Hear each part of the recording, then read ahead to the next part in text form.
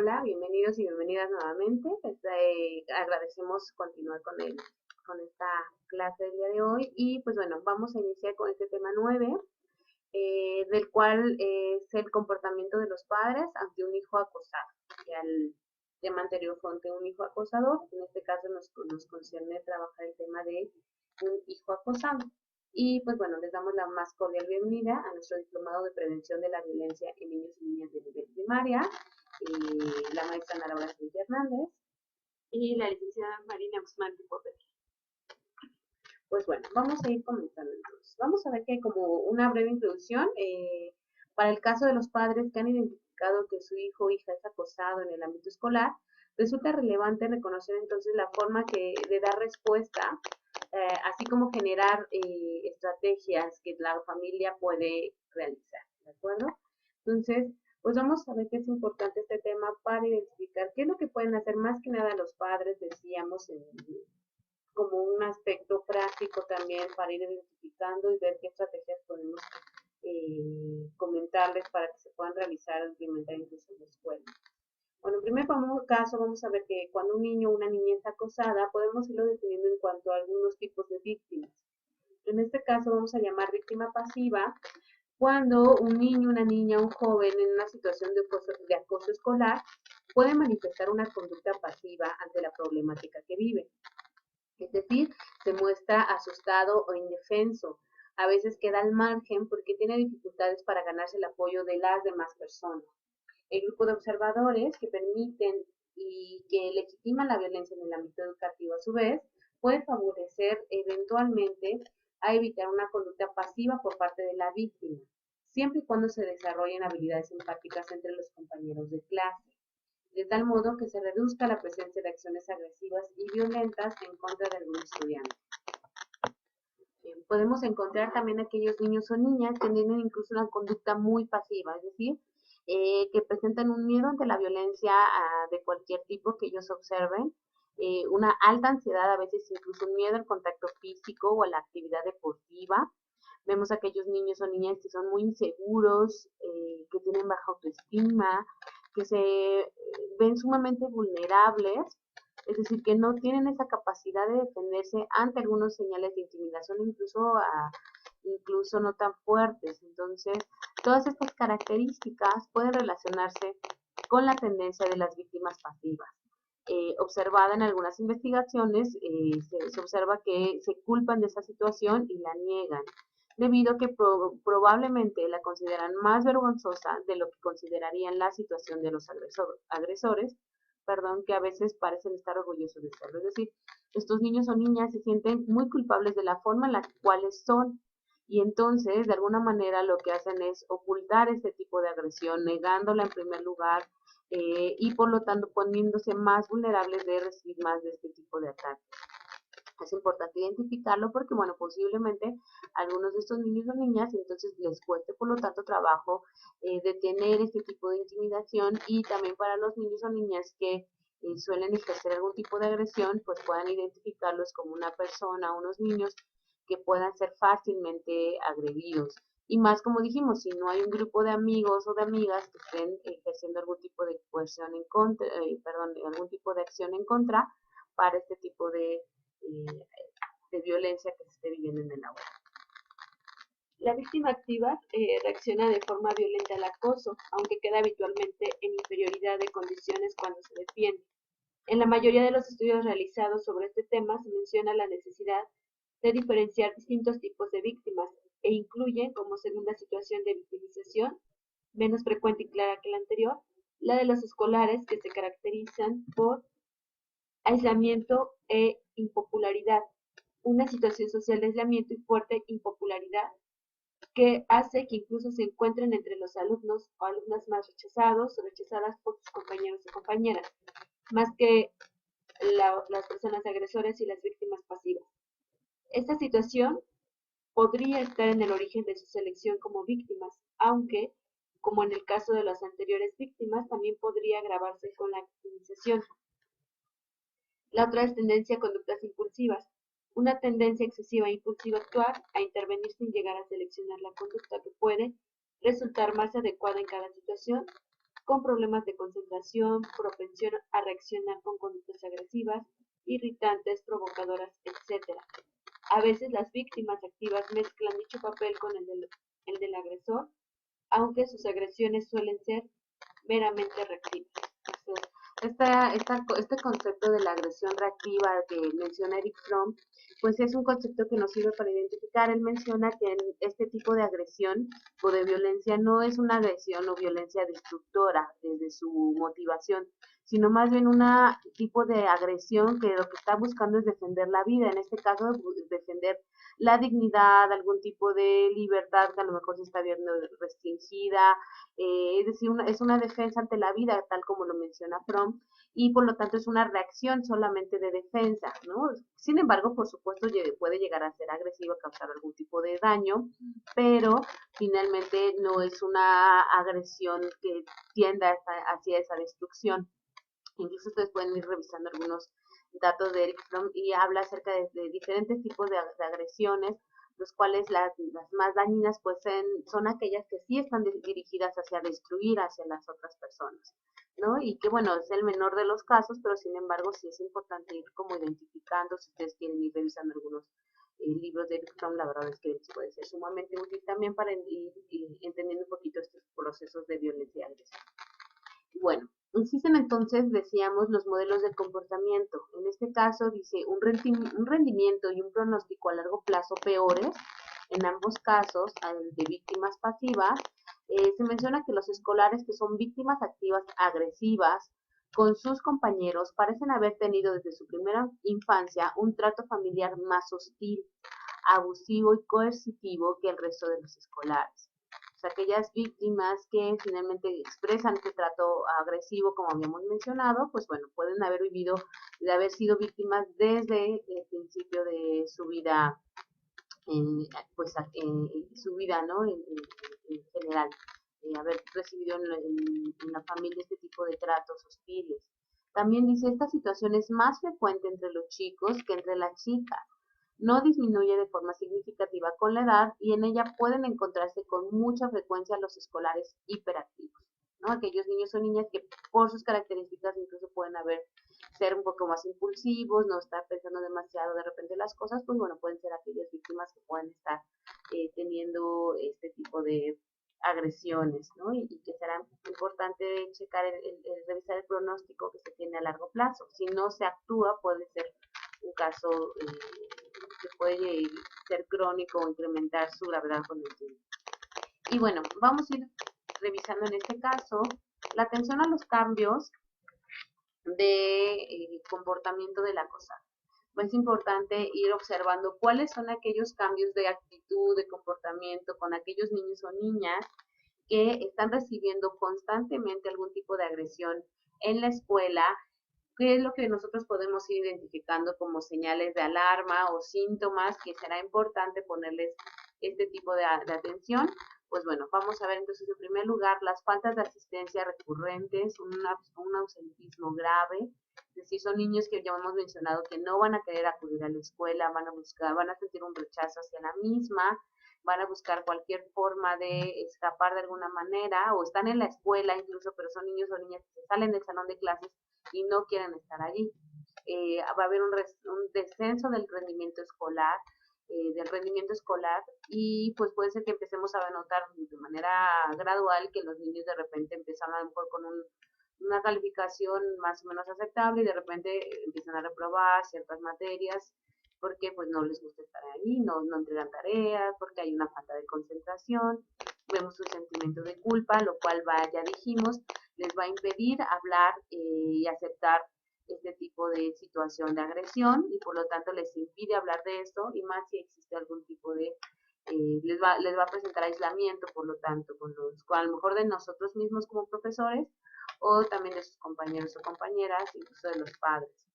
Hay una ausencia de responsabilidad, una asunción, perdón, de responsabilidad de los hechos. A través de esto es como si ellos sintieran que están provocando hacia los demás, si sintieran que ellos irritan fácilmente a las demás personas y de alguna manera por eso están provocando estos hechos y entonces se sienten responsables, por lo tanto tienden a no hablar de los hechos. Hay síntomas depresivos tales como irritabilidad, En el caso de los niños y de los menores, es importante saber que los síntomas depresivos no siempre son los mismos que los adultos. En el caso de los niños, vamos a ver que en general hay una falta de juego, por ejemplo, los niños dejan de jugar, que ya vimos que es un aspecto sumamente útil para los niños y que los conecta con la vida, pues bueno, va a haber una disminución de la falta de juego. A lo mejor no siempre es que estén llorando, como en el caso de los adultos, sino más bien van a estar como muy calmados, van a atender mucho a esto, a la irritabilidad, a cambiar constantemente de humor, a tener problemas en cuanto al sueño, no van a dormir de manera adecuada, van a presentar pesadillas, van a también a presentar falta de apetito, o algunos que estén también combinándolo con la ansiedad, pues bueno, van a tener más bien un aumento de apetito y comer a lo mejor cosas que no les sean tan sanas. Y en generar una apatía ante las cosas que se les presenten, que les propongamos en clase. Oye, ¿quieres ir a hacer esto? Oye, ¿por qué no haces esto? Los niños posiblemente se nieguen y no quieran participar de las eh, acciones o de las actividades incluso escolares. O en la casa, es importante también preguntar si esto se da en la casa, porque entonces nos estaría hablando también de que se está ya teniendo una especie de efecto también en la casa, y lo cual nos puede hacer suponer que esto es incluso todavía más grave. Así es, también como conductas de ataque, agresividad, bajo autocontrol, conductas de huida y evitación, síntomas somáticos de ansiedad, como síntomas gastrointestinales, malestar generalizado, cansancio y rigidez muscular, o presión en el pecho, sensación de ahogo, mareos, dolores de cabeza, etc. Algunos otros síntomas psicológicos y emocionales de ansiedad, tales como inquietud, nerviosismo, pesimismo, aprensión, sensación de tensión, fatiga, entre otros. Por otra parte, miedo y síntomas de pánico. Algunos síntomas pueden ser temblores, palpitaciones, sensaciones de ahogo. También el miedo a la pérdida de control, miedo a estar solo o sola, indefensión, ideas autolícitas, autocríticas, amenazas de suicidio e intento de suicidio, aislamiento con respecto a sus iguales, negación de los hechos o incongruencias, eh, la habilidad emocional, perdón, llanto incontrolado, respuestas emocionales extremas. Algo también muy común que yo he tenido oportunidad de platicar con algunas chicas o chicos que han vivido estas situaciones de violencia escolar, es que recuerden que hay zonas donde se dan más fácilmente este tipo de ataques, ¿no? Como pueden ser los pasillos, las escaleras, por ejemplo, los baños. Entonces, muchos de ellos o de ellas lo que hacen es aventarse, por ejemplo, de las escaleras. Entonces, como una forma de evitar el tipo de ataque. Entonces, puede entrar en estas ideas autolíticas que mencionaban anteriormente, pero llevarlo incluso hasta este extremo, es decir, hasta generarse un daño total de evitar este tipo de acoso. Entonces es importante ir de repente observando también si hay algún comportamiento extraño, fuera de lo común, algo que como que es un poco difícil de explicar o encontrar una explicación lógica de por qué lo está haciendo. Entonces, tener atención de eso, ¿de acuerdo? Y bueno, así es, atención a cambios de comportamiento del acosador o acosadora. Agresividad verbal y física, insultos, amenazas, son personas con bajo control o impulsividad, con conducta violenta, abuso de poder, acoso psicológico, acoso sexual, agresión contra la propiedad, lenguaje corporal, miradas y gestos de rechazo.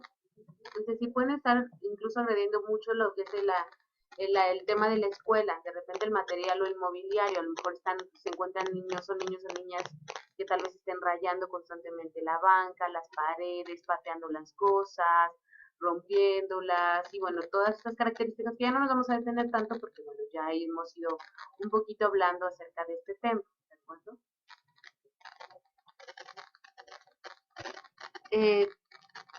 Dice, atención a cambios de comportamiento nuevamente del acosador o acosadora, también colaboran en el acoso, graban agresiones, las aprueban con su presencia, refuerzan la conducta de quien acosa, ignoran y aíslan.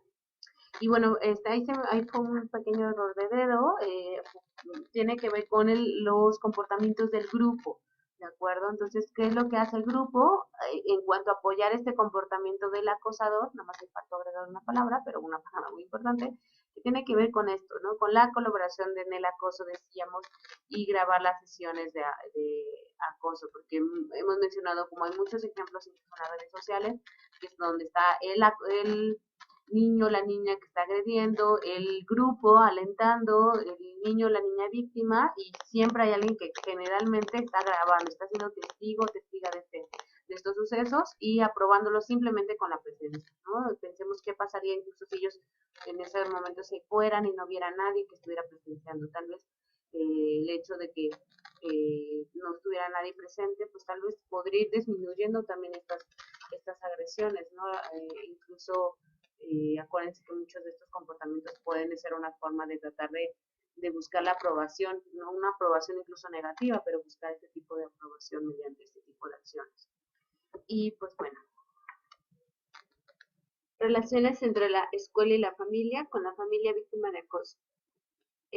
Tranquilizar, apoyar, deben sentir el acompañamiento del profesorado, evitando que sientan impotencia o indefensión, ponerse en el lugar de la familia de la persona que padece esta situación, convencer sobre las medidas más adecuadas para la situación, informar a las familias de la existencia de dispositivos de ayuda, pautas de intervención familiar. Esto es muy importante en este caso que ustedes puedan realizar este tipo de acompañamiento y que se especificó en estos puntos. Sobre todo si ustedes tienen ya algunos montados en la escuela, algunos dispositivos de ayuda. A nivel de la Secretaría de Educación Pública, existen algunos manuales que se han editado, entonces será conveniente como ir revisando algunos ya hay como algunos señalamientos claros de qué es lo que se podría hacer ante algunas situaciones de acoso, algunas a través de la sección de tips que hemos ido recomendando en nuestras sesiones anteriores, hemos dado algunos tipos de consejos o de sugerencias que pueden ustedes ir implementando, entonces esperemos que ya los hayan leído, que los hayan anotado, que incluso tal vez ya los están llevando un poco a la práctica y entonces si es que hay este tipo de dispositivos de apoyo, de ayuda, será importante hacérselo saber a la familia porque a veces se puede estar incluso sobrevaluando una situación tal vez que sí es importante, pero tal vez no ha pasado a agresiones tan fuertes, pero es importante tener una conciencia y una claridad de este tipo de situaciones para que ni se minimice la situación ni tampoco se sobrevalúe, ¿de acuerdo? Y pues bueno, vamos a ver ahorita unas imágenes sobre cuáles son algunos tipos de frases, dice aquí, que si tu hijo es víctima de bullying, lo que tus padres ojalá pudiéramos sugerirles que no lo dijeran hacia lo que hizo la gente. Entonces, la primera es, tus amigos solo están jugando, no les hagas caso. La segunda es, bueno, porque te hacen más fuerte, te preparan para la vida. 3, siempre ha sido así, en mi colegio también pasaba lo mismo. 4, si te pegan, pégales más fuerte. 5, con el tiempo va a pasar, ¿no? Entonces, el niño con todas estas interrogantes y dudas, ¿no? Y luego el otro papel donde a lo mejor es totalmente pacífico o pacífica y no comentativa. Y que vamos a ver que también hay una diferencia entre ser pacífico, es decir, promover estos espacios de paz, y también ser pasivo, lo que dijimos, ¿no? O permisivo, lo que hemos ido veniendo a comentar en otras sesiones. Entonces, de lo que se trata no es ser permisivo, tampoco, ya vimos ante situaciones de agresión, pero tampoco ser permisivo en cuanto a que si se están dando estas situaciones de violencia, pensar que esto te va a tener un efecto positivo a lo largo. Porque pues bueno, no sabemos, finalmente claro que los niños pueden tener una fortaleza y finalmente tener aprendizaje de esta situación, pero si esta situación es una situación muy grave, pues ¿para qué vamos a tener un aprendizaje a través de esto? Si pueden aprender a través de otras experiencias y a través de otras situaciones en la vida, será importante que como padres le den también la importancia adecuada, porque podemos encontrar aquellos padres, tanto que estén teniendo una actitud exagerada de un hecho, y entonces de repente ellos mismos con su actitud incluso terminan agrediendo a ustedes como profesores o a la institución, pero también aquellos padres que donde no les dan la importancia, donde tal vez ustedes tal vez los están citando, donde ellos no van, donde ellos no acuden y le restan importancia a esta situación, pues bueno, entonces son recursos con los que todavía no contamos, pero será importante hacerles saber de alguna manera qué es lo que no deberían de decir, qué es lo que no deberían de actuar, porque si no es volver a poner al niño o a la niña en una situación de mayor vulnerabilidad, donde no hay apoyos y donde aunque le diga papá o mamá, nada sucede porque ellos me están continuamente diciendo que esta situación debería de ser más fuerte, debería ser más valiente, que esto es común, y entonces los niños les sumamos un grado de indefensión en lugar de darles el apoyo requerido. Entonces, será importante que si a lo mejor de repente no contamos con estos apoyos de los padres o ellos no tienen una conciencia adecuada, ustedes finalmente están de alguna manera tomando estos espacios de formación para que ustedes puedan darles una medida adecuada, ¿no? Sin asustar, pero sí dándole una medida justa donde ellos puedan, ustedes decíamos, ir dando sugerencias donde puedan tener más conocimientos de qué es lo que podríamos hacer ante estas situaciones de acoso. Entonces, medidas para detener la situación de acoso dentro y fuera del centro. Como primer punto, transmitir que la responsabilidad de detener la situación de acoso es colectiva, profesorado, familias, alumnas y alumnos, otros profesionales. También mantener la comunicación sobre las medidas que se van adoptando y sus resultados.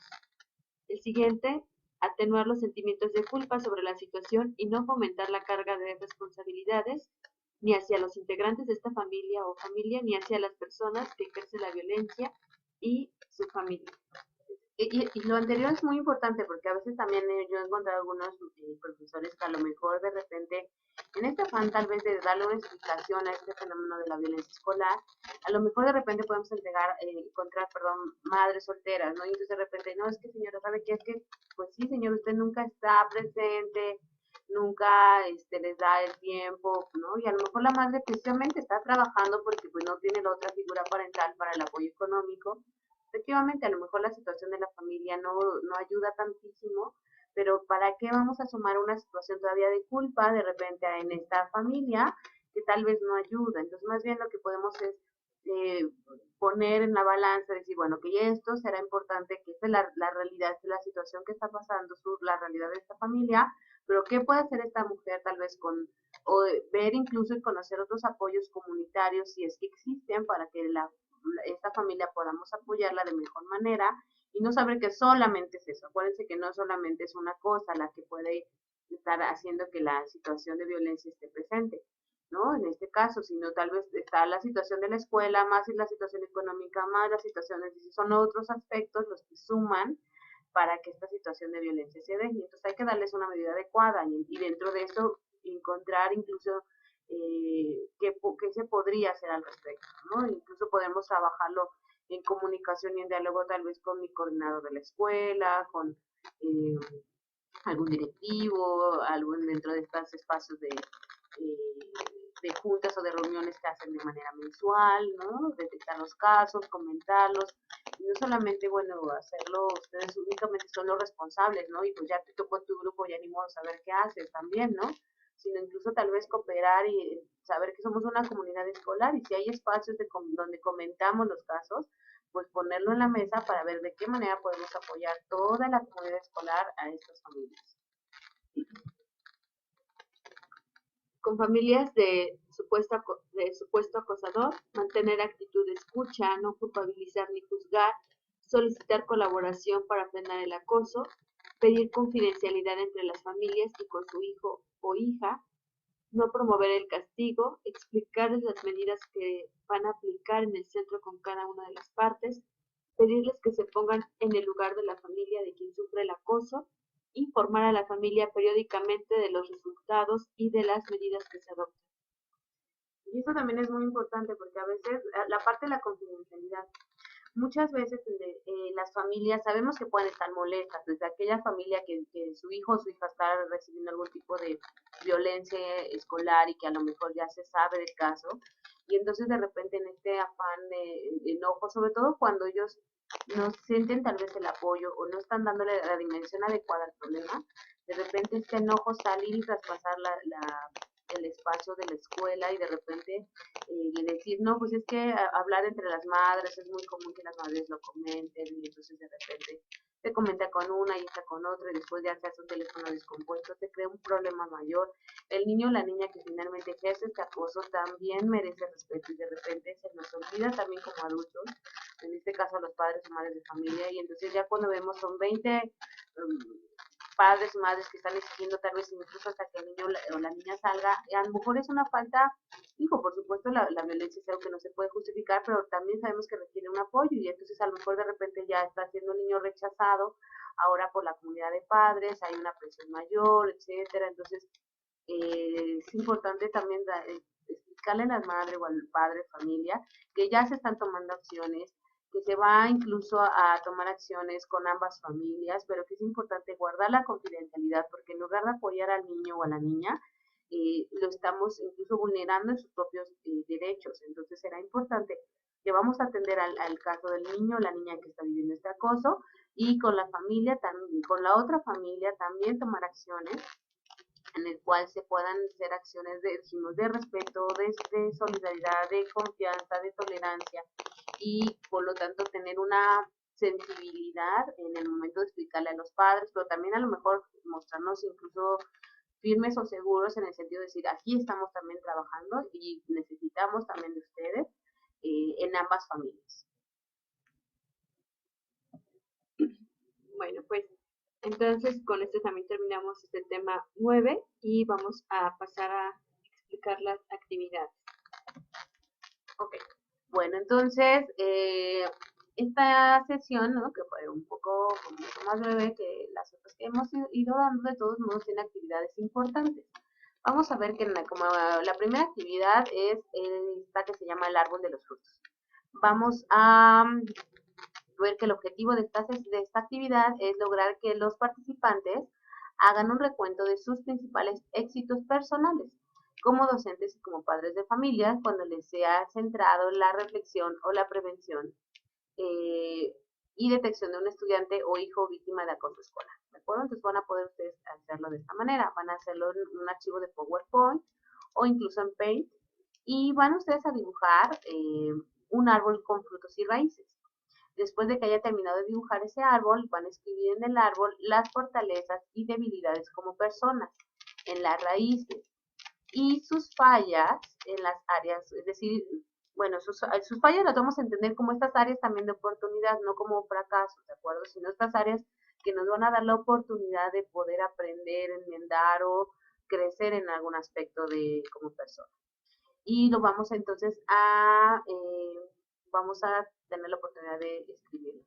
Los logros que han sido significativos en su vida son los frutos, ¿de acuerdo?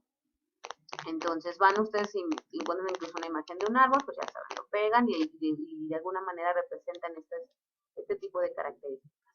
Van a subir el archivo a la plataforma entonces que ya conocen y en el mismo archivo van a elaborar también una redacción breve en el cual se describa la importancia de reconocer las fortalezas que todos y todas tenemos, así como las debilidades y las áreas de oportunidad, pues también son parte de nosotros, enfatizando en lo que nos corresponde hacer para mejorarlas. Vamos a ir retomando conceptos y procesos que hemos adquirido hasta el momento en el curso. El reto es discurso lógico, planeación de estrategias para prevenir y atender el acoso escolar.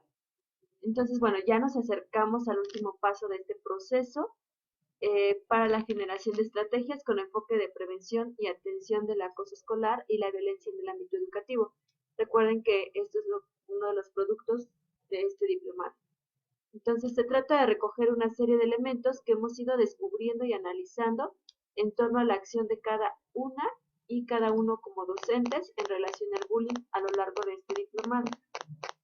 En cada uno de los instrumentos y actividades hemos ido aportando datos y a partir de su lectura, ayudados por el grupo, la facilitadora del curso y a través de una reflexión crítica de tu actividad personal y profesional como parte del personal educativo, surgieron nuevos conceptos que hemos llamado inferencias. Esto es lo que hemos trabajado, ¿no?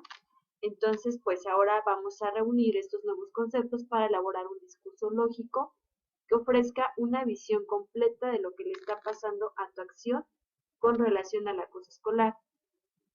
Esto lo haremos de forma personal o en equipos, según consideres conveniente.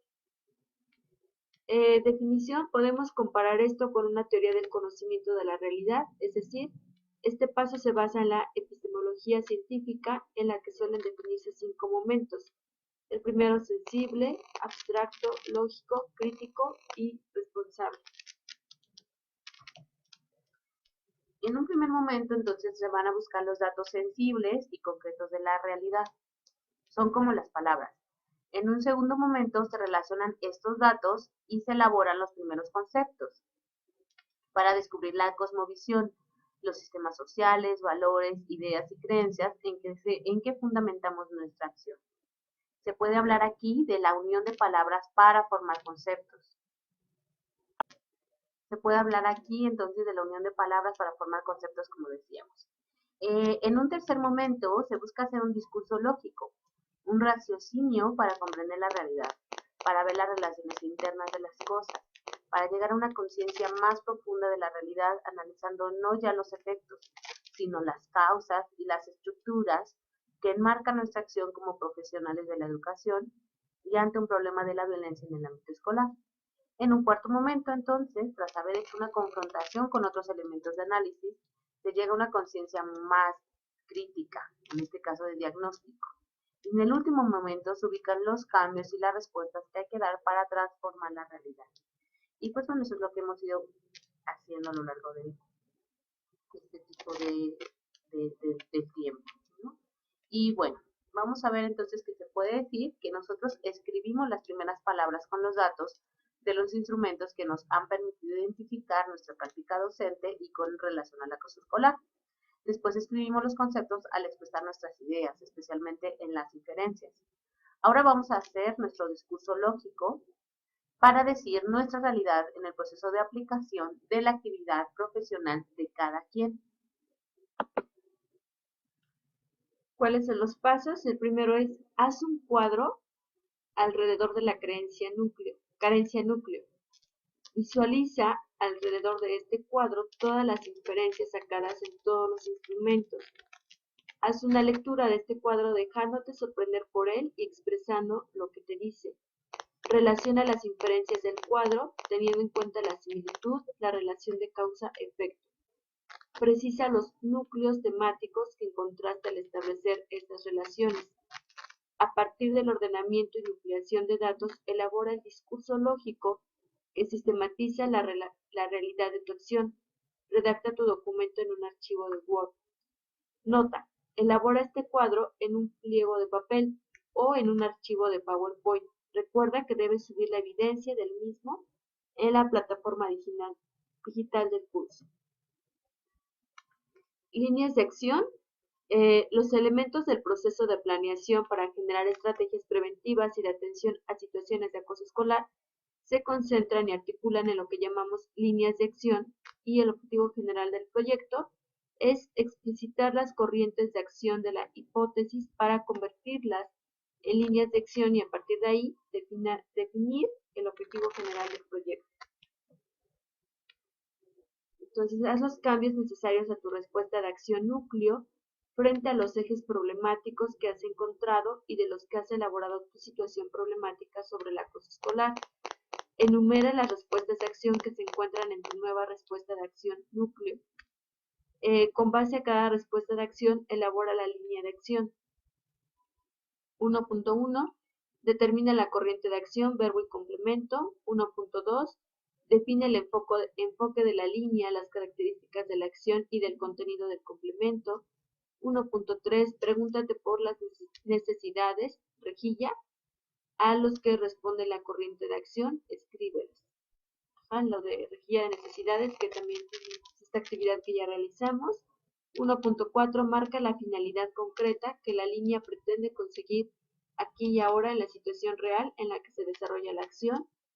Redacta el objetivo general, lee las finalidades de cada línea y hace una redacción lógica con estas finalidades, sintetizando los elementos que contienen.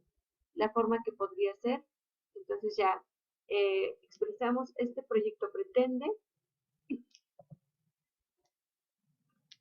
y acá les ponemos un cuadro para que también puedan irse apoyando, para que ustedes puedan establecer su justificación, recordando que es este hecho de la realidad, corriente de acción, acción necesaria a realizar para transformar dicha problemática, el enfoque, lo que va a sustentar la acción y le da fundamento teórico, metodológico, filosófico, y dentro de la finalidad, quizá contestar esta pregunta, ¿cuáles son los objetivos de dicha línea de acción?